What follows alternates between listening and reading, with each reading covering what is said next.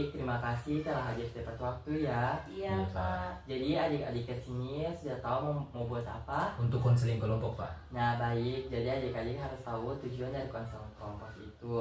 Tujuan konseling kelompok adalah untuk membantu adik-adik mengatasi masalah dan mengembangkan diri adik-adik sendiri.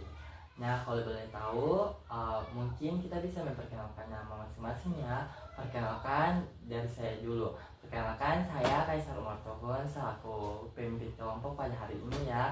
Kalau adik yang laki-laki nama siapa? Iksal, Pak.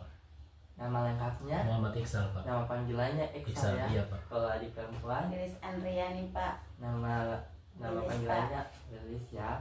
Nah, oke baik.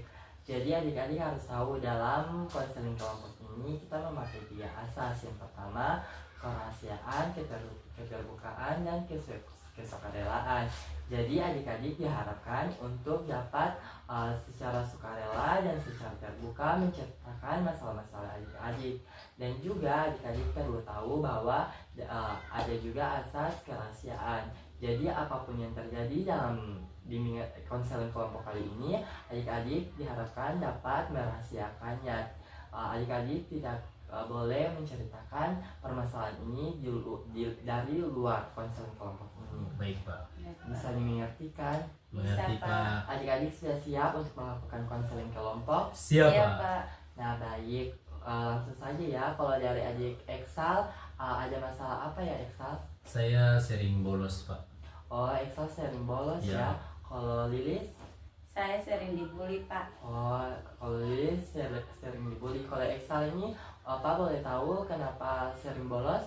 Karena saya tidak suka dengan satu mata pelajaran di sekolah, yaitu mata pelajaran matematika, di mana guru tersebut tidak begitu senang dengan saya karena saya tidak pandai dengan mata pelajaran tersebut. Begitu saja, Pak.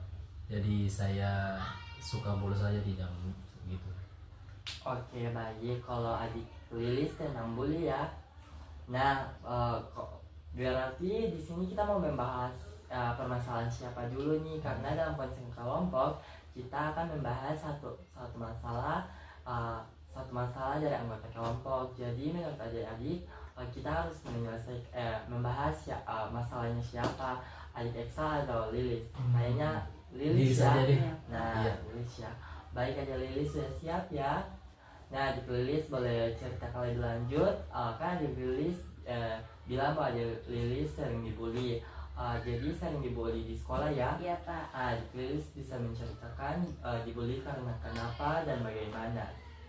Karena orang tua saya sudah cerai, Pak, dan setiap mau ke sekolah teman-teman pada bully saya, Pak. Mereka membulinya itu seperti bagaimana?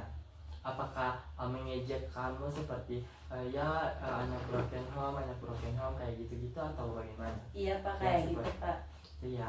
Kalau menurut adik Eksal bagaimana nih tanggapan dari adik Eksal? Tunggu dulu Lilis. Kan adik Lilis sering dibully. Apakah adik Lilis merasa mentalnya jatuh atau adik Lilis merasa sedih? Tidak, Pak. Memang sedih, Pak, tapi Sudah terbiasa. iya, sudah terbiasa, Iya, Pak. Lilis tidak pusing mau dibilang apa-apa Iya, gitu Pak. ya. Iya, Kalau Pak. adik Eksal sendiri, menurut adik Eksal ketika adik Lilis dibully ini karena kenapa dan bagaimana?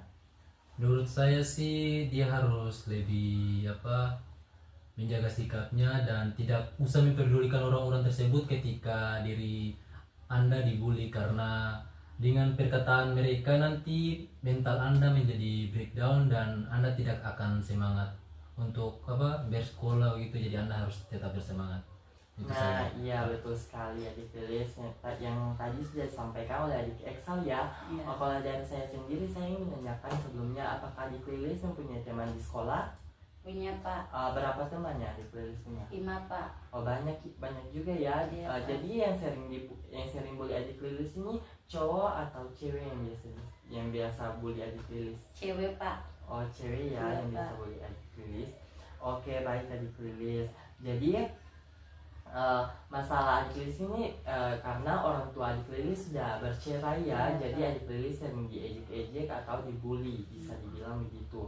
Tadi ya sudah disampaikan oleh adik Eksal bahwa seharusnya adik Lilis tidak boleh takut atau tidak boleh sedih karena semua orang punya jalan masing-masing. Iya Pak. Saya harap juga ditulis ke depannya tidak perlu memikirkan perkataan orang lain ya.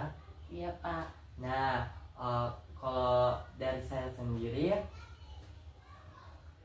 nah dari sini adik lilis bisa mendapatkan apa? Mungkin setelah keluar dari konseling kelompok ini adik lilis lebih tegak lagi, tidak sedih-sedih lagi, Ya, atau Pak. bagaimana?